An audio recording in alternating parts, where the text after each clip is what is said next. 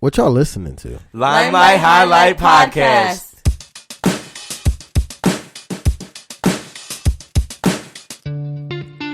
And welcome back to the Positive Podcast, a safe space and great place for a positive outlook on life.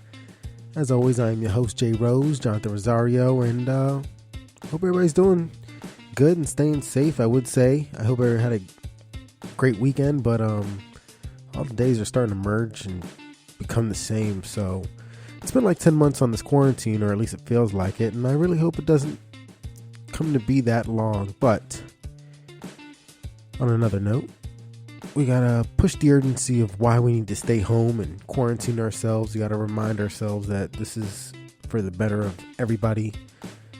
It's everybody's best interest to stay home and not spread this crazy stuff going on. Kind of still blows my mind that the entire country isn't on lockdown, like a shelter in place. Like, I kind of got word from family in Puerto Rico that they're actually taking it more serious and are enacting restrictions. Like, people with certain numbers ending on their license plate can only be out for a certain period of time, and while they're out, they're only allowed to go to certain places to get essential things like food or gas or medications. They even got like set restrictions on what people can buy at the store. Only things that are essential. So pretty drastic measures for drastic times, but hey, it's heavily needed. And they got the virus and the amounts of deaths contained pretty well, so that's kind of on a positive note. I know on the last episode of the podcast, I said we're going to talk about food. Like on the outro, I mentioned if you're a foodie, you're going to want to listen to this. But so yeah, this episode is going to be all about stories that have to do with food and restaurants. And since the virus has been affecting different types of businesses, people have been coming up with creative ways to bring in customers and keep their business surviving. So one thing I'm sure a ton of other people enjoy doing is eating out. It's kind of where I spend most of my money, to be honest. But whether if it's a mom and pop shop or a local chain, people have their favorite places that they like to eat. And with everything going on right now, it starts to become slim pickings when it comes to certain places that we're used to. So today is all about the positive and creative things that restaurants and other food businesses are doing to keep you fed and themselves in business. But before we get there, we have our unrelated fun facts segment. That's what I'm going to call it from now on. The unrelated fun facts segment. So, as you may or may not know, I live in San Diego, and one thing California in general is known for is getting earthquakes. We recently had one last week, actually. It was pretty wild. I never felt one before this. I guess it was here, but I've always been like asleep or something. But this was a pretty serious tremor. Everybody's here is okay, but it was noticeable. And I bring all this up to say that today's unrelated fun fact is that snakes can help predict earthquakes. They can sense a coming earthquake from 75 miles away and up to 5 days before it happens. So if you got a snake and an earthquake is coming, the snake will probably start to act and be really erratic. And in the wild, snakes will even move out of their nests, even in the dead of cold winter. So, pretty interesting fact for your memory banks and possible conversation starter to impress your friends with. Tell them where you got it. But yeah. So, with that being said, we're done with that little unrelated fun facts segment. Let's get started with the show.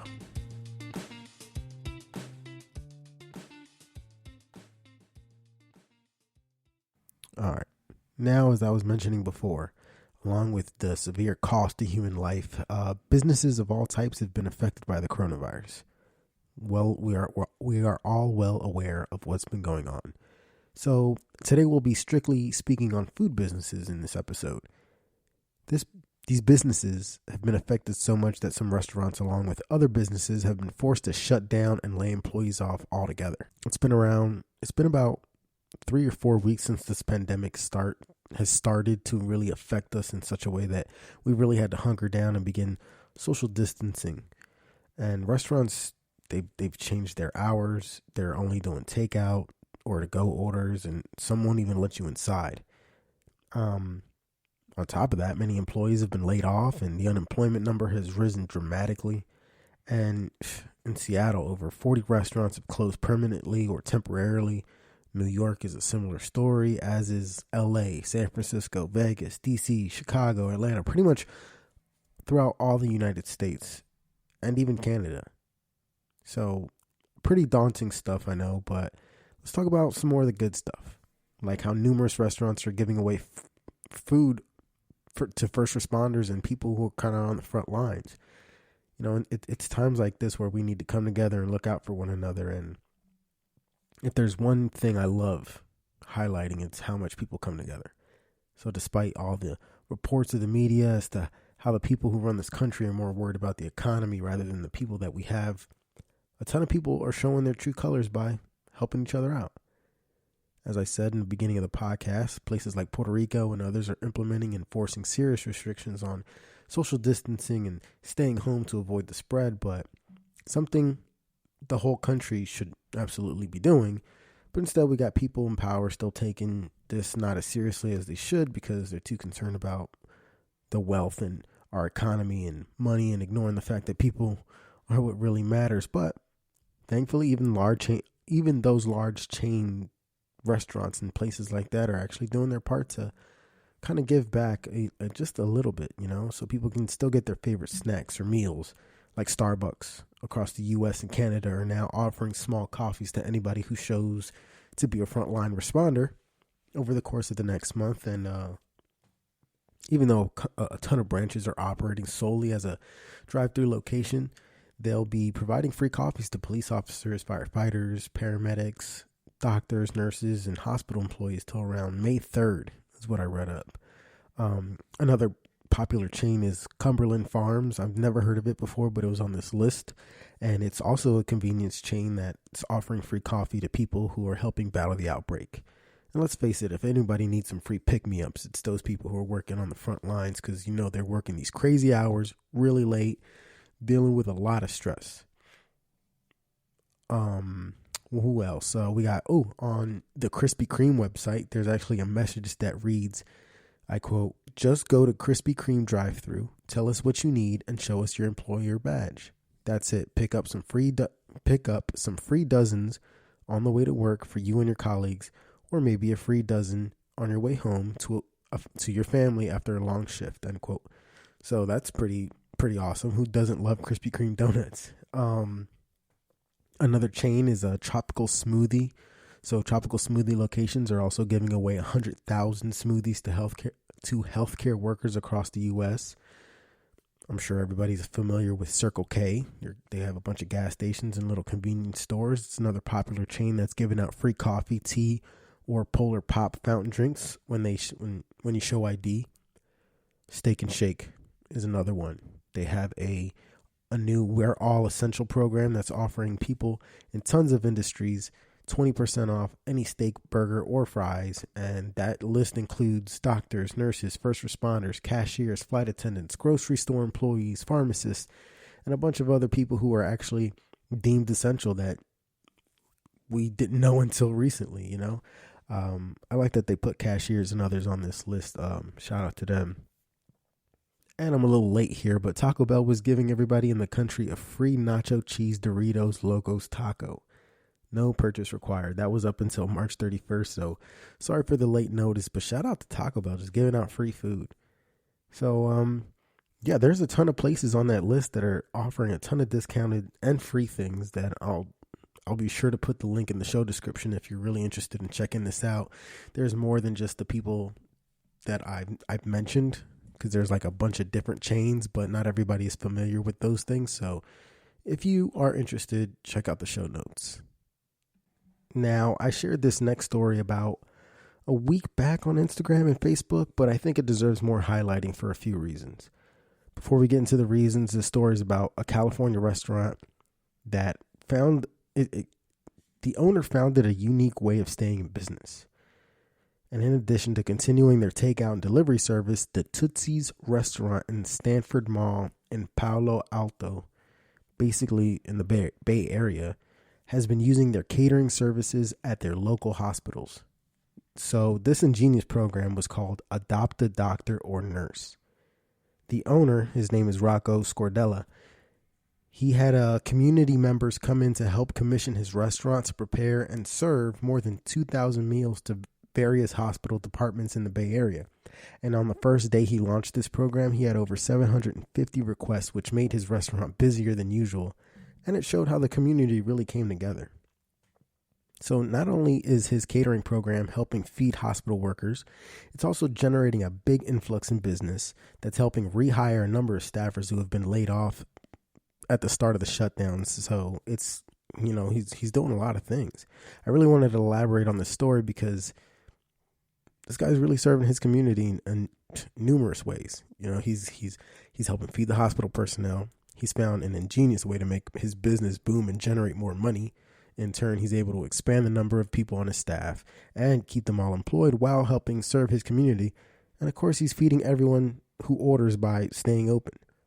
I'm sure with how many people hit him up on that first day, it's a popular restaurant. And he's setting a huge example by creating a unique way to keep businesses open and helping the other people.